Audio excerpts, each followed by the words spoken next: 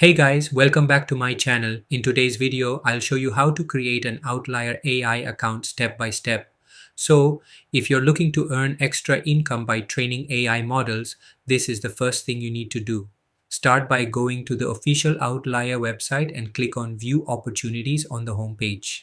Now, under the location filter, select All and then choose your country. You'll see a list of available roles. Pick the one that matches your skills and click on it to view full details. Next, scroll down to the What to Expect section. This explains the application process, including profile setup and identity verification. Open the application information drop-down, select Yes, and then click Apply Now. To make things faster, click Continue with Google and choose your account. Hit Continue and wait for the page to load.